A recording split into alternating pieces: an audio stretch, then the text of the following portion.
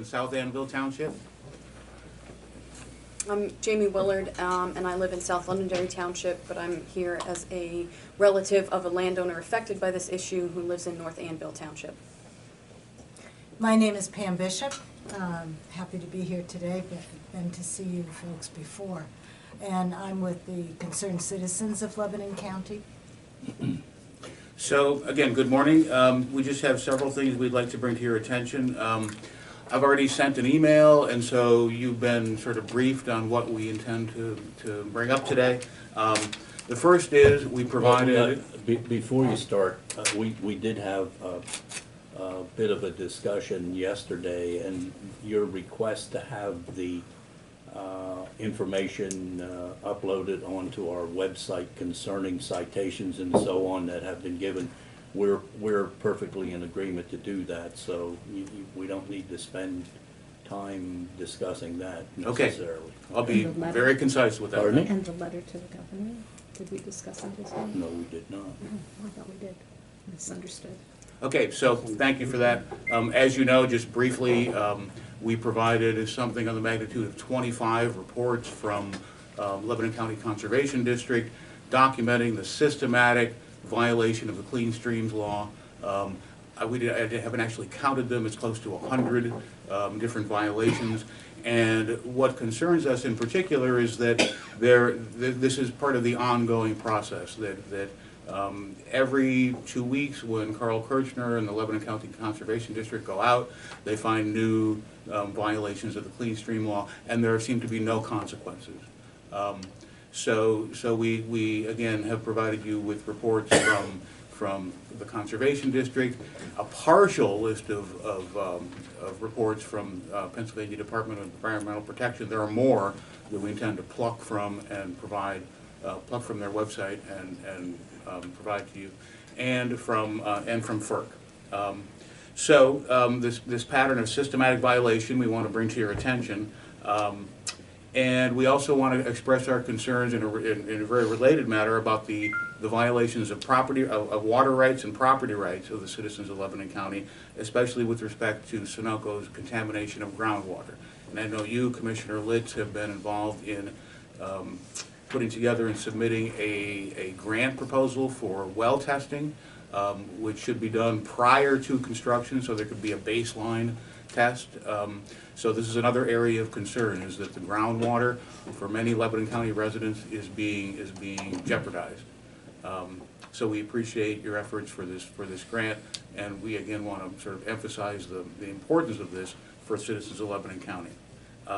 We also want to express our concerns that this ongoing pipeline build-out is jeopardizing property values in areas where it's being built, and has the real potential to depress tax revenues. This is a longer-term process, as you know, but when there's a pipeline going through a property that is, say, 100 feet from the home, it only makes common sense that property would be diminished in its market value, which in turn would redound to reduce tax revenues.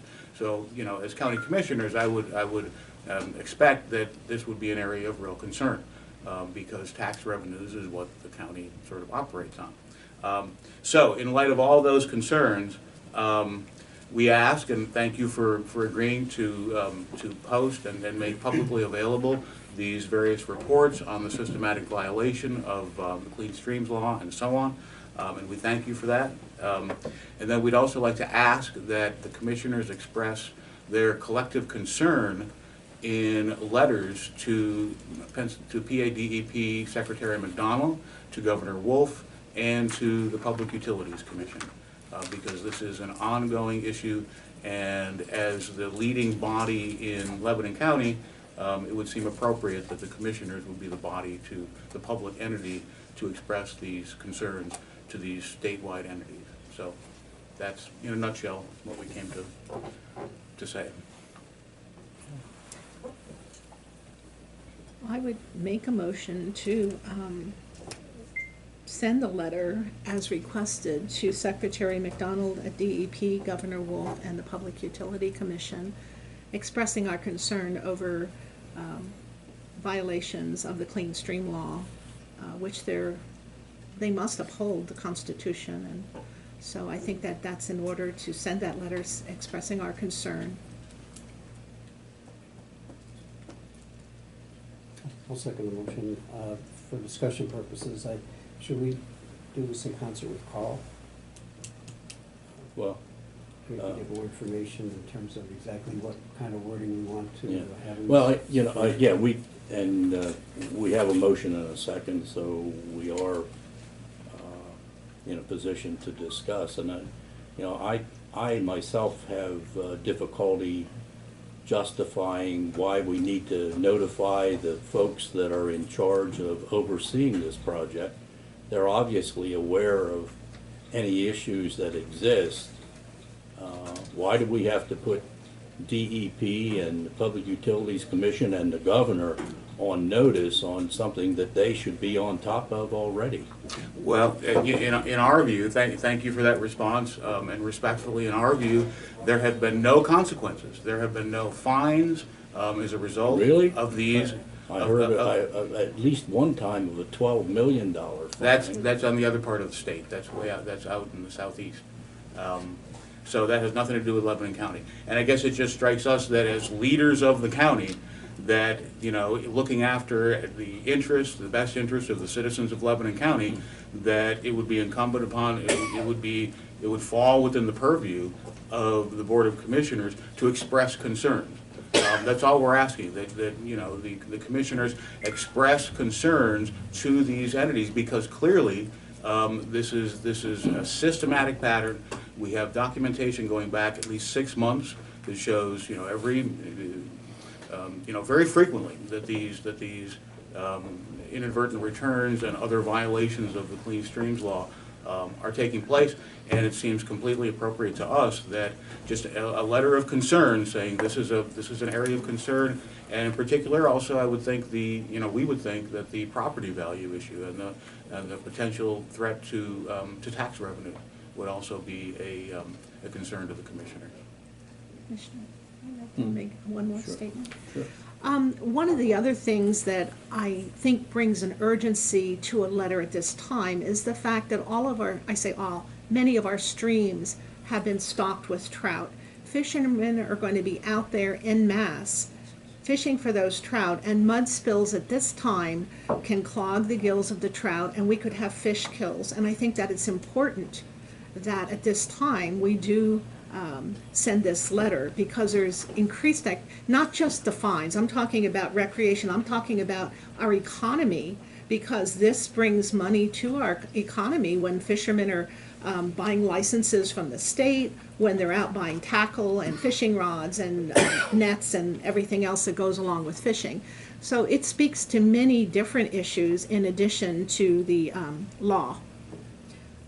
May I comment on Commissioner Litz's comment? It was a comment I have written down that I was going to make. And I think I'm glad that you brought up the issue of the streams that may be affected in terms of fishing. And that is, you may or may not realize that the construction of the Sunoco Mariner East 2 pipeline project has affected four of the 6 sub-watersheds in the Quitaphila Creek. And those watersheds that have been affected, and you can tell this because the DEP has issued NOVs or is taking other action.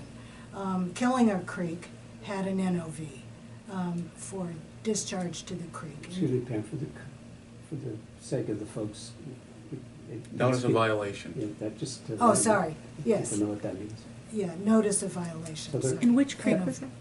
Well, Killinger Creek. Killinger.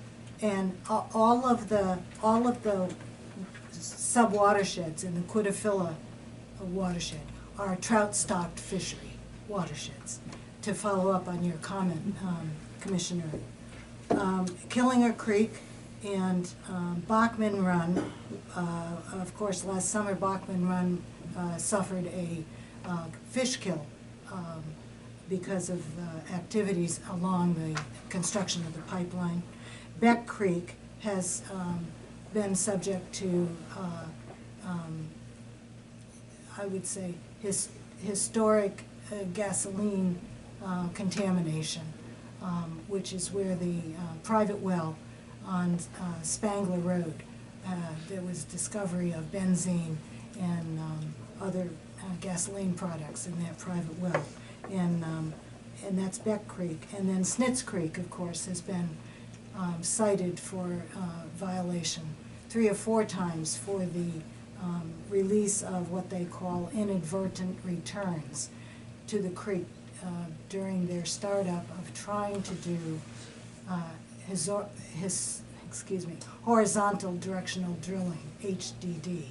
And that construction is now under a temporary pause while the company again is to study the geology and to convince DEP before they can resume construction at Snitz Creek that they will not have any further inadvertent returns of drilling mud, and then not affect private wells in the area, which is a big concern. It just seems like pausing in their work and citations and notices of violation would be consequences that DEP is already, I mean, if you're saying no consequences, issues with no consequence, I want to make sure if we do a letter, which I'm not opposed to, if there's a letter that needs to be done, but I want to make sure that if we're going to put our names to it, that, or my name to it at least, that it's accurate.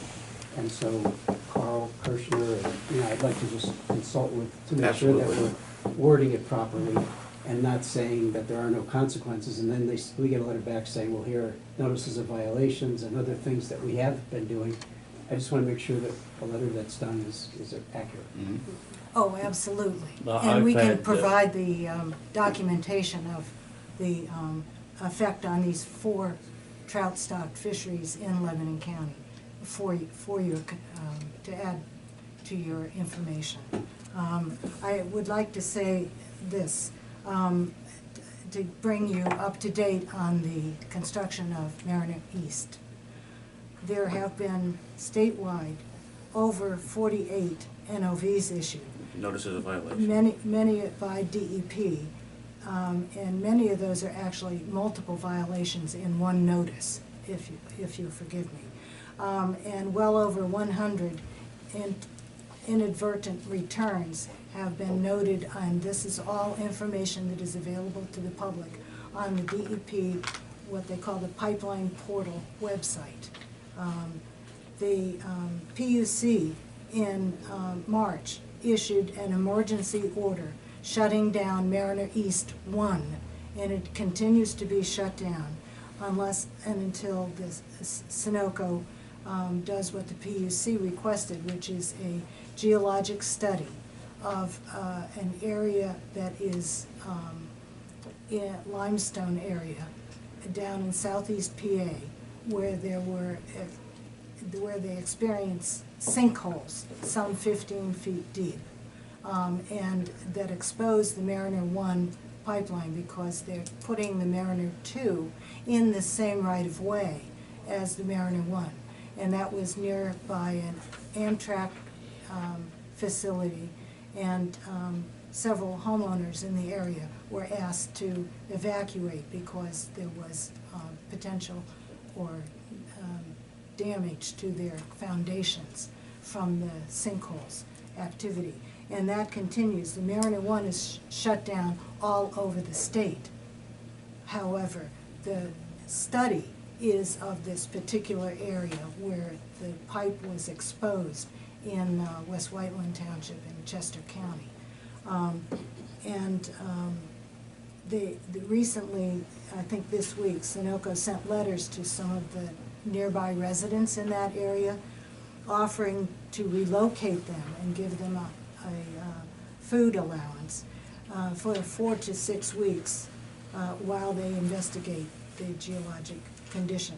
And one wonders why this investigation was not done prior to the issuance of the permits for Mariner 2, because Mariner 2 follows in most parts of the state, follows the Mariner 1 right-of-way, and that includes in Lebanon County. And particularly, I will bring to your attention, we have the same geology in Lebanon County, which is very good for agriculture, and that is the limestone formations. But it is problematic if you're putting in pipelines that could result in contamination of our groundwater resources and private wells in the area. And the company has offered people in Lebanon County who live near the Snitz Creek proposed HDD, the horizontal directional drilling, that they have tried 3 or 4 times, and each time they get the return of the drilling mud into the creek and into the wetlands, and they must stop construction and then submit some more information to DEP about their ability or steps that they will take to avoid this in the future. The last time this happened was just a couple weeks ago, where DEP gave them permission to proceed. They started early morning that day, I think it was the 16th of March, and by 10 a.m. they had an inadvertent return. They properly informed DEP that this had occurred, and they stopped work. And DEP issued the NOV that said you will not resume work until we say again you can, and asked them again for more documentation that they can do this safely and within the bounds of their permits. And I think that the fact that this has happened in Lebanon County should be a particular concern to our commissioners, again, because it's affecting the trout stocked fishery potentially and private wells. And we know that in Lebanon County, many people are on private wells who live on or near the pipeline. Pam, would it upset you if I would call for the vote? No. Okay. I'd like to call Thank for you, the thank vote, you. please. Yes.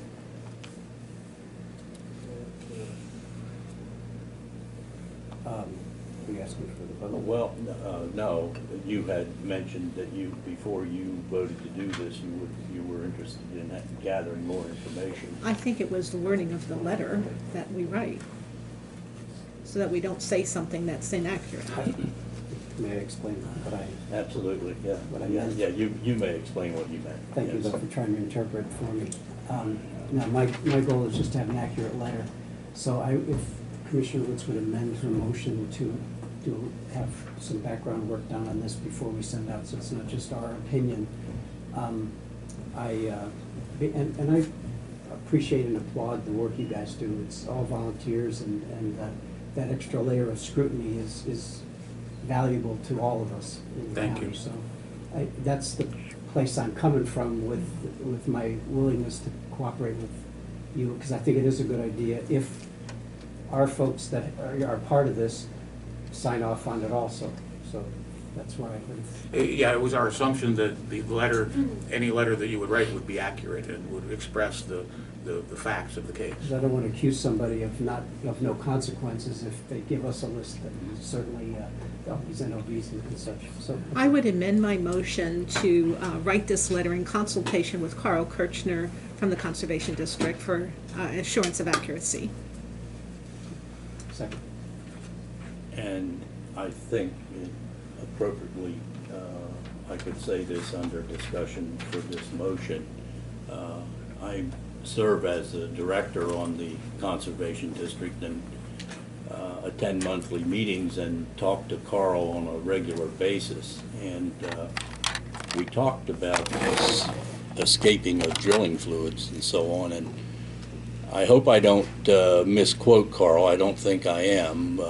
Carl indicated to me that he has requested a number of times that if DEP would listen to his recommendations, a lot of these incidents could be averted, because he indicated that the drilling fluid obviously is under pressure, and just like any fluid under pressure is going to find a weakest point for a release point, and Carl indicated that the pipeline contractors could immediately begin to recover that where it escapes, but DEP will not allow them to do that.